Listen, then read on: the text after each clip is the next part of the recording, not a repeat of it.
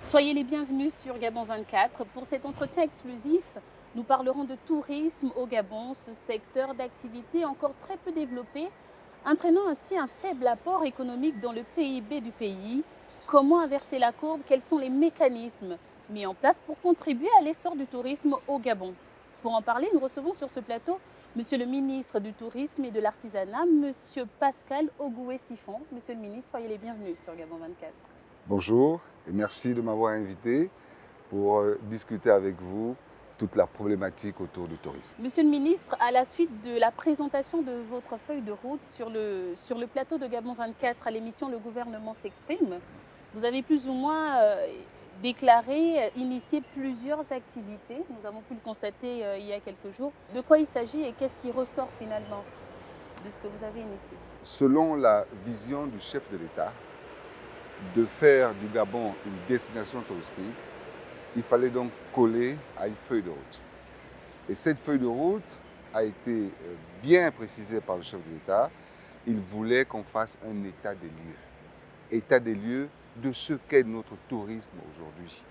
État des lieux pour identifier les forces et les faiblesses. C'est ce que nous sommes en train de faire. Et il a également demandé de trouver des solutions durables. Des solutions durables qui vont profiter aux générations futures. C'est ce que nous sommes en train de faire. Nous sommes en train d'élaborer, de détailler la vision du chef de l'État. Premièrement, comme solution durable, c'est d'abord d'identifier notre potentiel touristique, parce qu'à travers cette mission d'identification du potentiel touristique, nous allons établir une cartographie. Ça, c'est une solution durable. Parce que nos enfants vont l'utiliser, ils vont peut-être l'améliorer, mais c'est une solution durable. Donc nous sommes en plein là-dedans, dans l'exécution de la vision du chef de l'État. Monsieur le ministre, restons sur la mission d'identification du potentiel touristique au Gabon. Oui. Que retenir? Quand a-t-elle commencé? Par quelle étape a-t-elle débuté? Où s'est-elle achevée? Êtes-vous satisfait de cette mission, monsieur le ministre? Écoutez, je crois que vous avez suivi l'émission Les Grands Dossiers. Cette émission nous a permis de faire le lancement de la mission d'identification, avec tout le décor. Nous avons lancé un message, c'est de dire aux populations qu'on arrive et qu'on veut que le tourisme ressemble à ça. Cette identification qui se rapproche de notre patrimoine culturel et artisanal. Nous avons commencé cette mission depuis le dimanche, avec cette belle fête culturelle et artisanale autour de la question touristique. Dès le lendemain, nous avons pris notre bâton de pèlerin et nous sommes rendus à Lambaréné. À Lambaréné, nous avons en même temps continué notre audit des hôtels, parce qu'il y a des hôtels justement qui appartenaient à l'État, qui se retrouvent aujourd'hui en Monsieur le ministre, quel est le potentiel touristique de Lambaréné?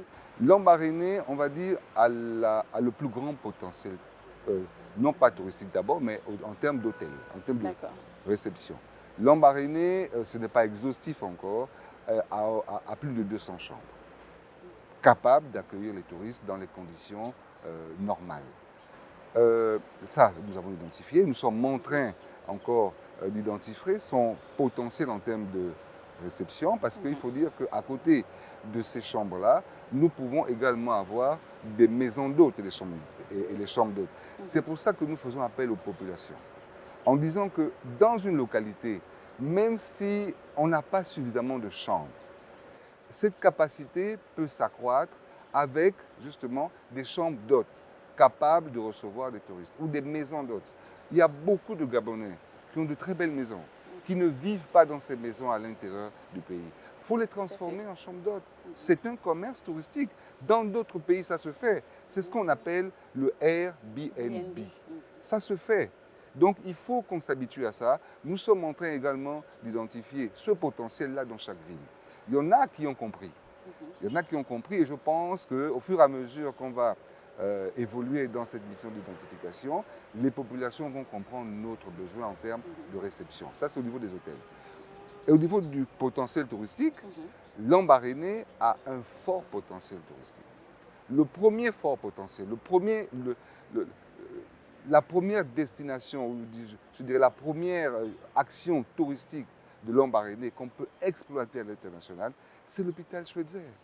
C'est ce tourisme mémorial qui invite les gens par le monde de venir se remémorer, toucher l'œuvre d'Albert Schweitzer. Figurez-vous, madame, nous avons commencé cette mission en allant d'abord en Alsace, visiter la fondation Albert Schweitzer. Et nous nous sommes rendus compte qu'en Alsace, ils ont 2 centres autour de l'œuvre d'Albert Schweitzer. Très bien. Ces 2 centres totalisent 80 000 visiteurs par an.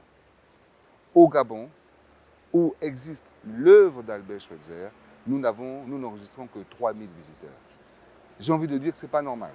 Mais ce n'est pas de la faute des Alsaciens, c'est la faute des Gabonais si nous n'arrivons pas à nous rapprocher de ce nombre. C'est la raison de cette mission d'identification. Et c'est la raison de cette mission d'identification. Monsieur le ministre, vous avez fait un arrêt à Lambaréné. Oui. Quelle autre province a fait l'objet d'une étude lors de cette mission d'identification du potentiel touristique au Gabon? Nous avons évolué. Après Lambaréné, nous sommes allés à Fougamou. J'ai envie de vous dire qu'à Fougamou, je passe par là tout le temps. La seule attraction touristique que moi je connaissais, c'était de prendre un bateau et d'aller visiter les chutes de l'impératrice. C'est ce que je savais. Ou bien d'aller de l'autre côté de la rivière, au parc Ouaka. Mais on s'est rendu compte qu'on n'a pas besoin d'aller si loin. Le Fougamou, à côté et à pied, on peut aller jusqu'aux chutes de l'impératrice. Nous avons découvert ce chemin. Il faut marcher, c'est vrai. Mais le touriste n'a pas d'obstacle. Tout à fait. Le touriste peut marcher autant de temps qu'il veut. L'essentiel, c'est de satisfaire sa curiosité. Nous avons justement pu voir sur Gabon 24 les magnifiques images des chutes de l'impératrice que nous allons faire découvrir justement lors de cette caravane. Oui. Et nous avons demandé aux populations de nous recevoir là, à l'intérieur de cette forêt, à côté des chutes. Ils sont en train de faire des travaux et je suis sûr que nous aurons de belles images et les touristes seront contents d'être reçus là, plutôt que d'être reçus à la place de l'indépendance. Ça fait plutôt fête de la culture et nous ne sommes pas en train de faire une fête de la culture. C'est du domaine, c'est de la tutelle du ministère de la Culture. Nous faisons une caravane touristique et dans cette caravane touristique, le touriste a besoin de voir les aspects culturels, mais à l'intérieur de son activité touristique. Tout à fait. Nous avons fait également d'autres villes. À part Fougamou, je vous dis, nous sommes allés jusqu'à Gamba. Très bien. Que retenir de Gamba, monsieur le ministre? Oula, Gamba, je vous dis, c'est un potentiel naturel énorme. Gamba, vous avez la possibilité d'avoir comme activité touristique d'aller faire la pêche à Sétékama. Sétékama, vous avez Nous avons pu voir les images dans nos différents reportages. Vous avez ces pêcheurs qui vous disent que Sétékama, c'est le meilleur spot au monde. Je l'ai dit, les pêcheurs qui viennent du monde entier vous l'ont dit. Combien de pêcheurs annuellement, monsieur le ministre, à pour le moment, il n'y a pas beaucoup de pêcheurs. Sétékama reçoit à peu près 40 pêcheurs à l'international chaque mois. Un peu plus, un peu moins. Mais ces pêcheurs-là, on peut recevoir davantage de pêcheurs s'il y avait la servitude aérienne. Et c'est là le problème. Tant qu'on n'a pas cette servitude aérienne entre Libreville et Gamba, on ne pourra pas développer davantage ces sites. C'est un site qui dépend de la mise en place d'une véritable servitude aérienne parce que les pêcheurs sont obligés de louer des hélicoptères, sont obligés de louer des avions de l'armée de l'air.